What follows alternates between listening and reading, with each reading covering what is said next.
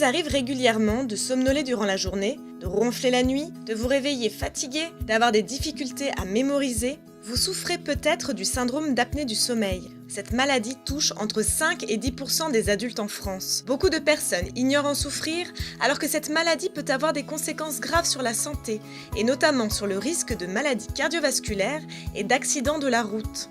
La pneumologue Joëlle Texero nous explique le syndrome d'apnée du sommeil. Le syndrome d'apnée du sommeil se manifeste par des arrêts involontaires de la respiration. Au cours du sommeil, les muscles du corps se relâchent. La position allongée fait basculer la langue en arrière et les voies aériennes se rétrécissent, ce qui peut provoquer chez certaines personnes un ronflement. Chez les patients apnéiques, les muscles du corps sont encore plus relâchés, ce qui va provoquer l'arrêt complet, la fermeture complète des voies aériennes qui va durer au moins 10 secondes.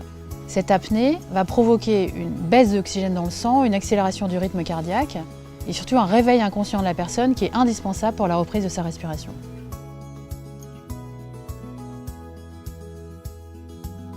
L'apnée du sommeil touche plus fréquemment les adultes de plus de 50 ans, les personnes obèses ou en surpoids et les patients souffrant d'hypertension artérielle, de diabète ou de troubles du rythme cardiaque. La répétition des apnées engendre un sommeil non réparateur et donc une fatigue et une hypersomnolence pendant la journée. Le risque d'accident de la route est multiplié par 5. Sur le long terme, le manque d'oxygène dans le sang peut provoquer ou aggraver des maladies comme l'hypertension artérielle ou le diabète.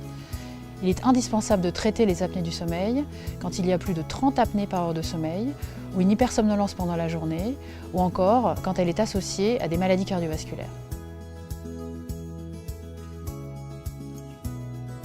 Le traitement de référence de l'apnée du sommeil est la PPC ou pression positive continue. Cela consiste à envoyer de l'air dans les voies aériennes grâce à un masque pour empêcher qu'elles ne se referment. Dès la première nuit de traitement, les apnées disparaissent et la qualité du sommeil est restaurée. Il faut éviter l'alcool et les somnifères. Pour réussir le traitement par PPC, la perte de poids, une bonne alimentation et l'activité physique sont recommandées.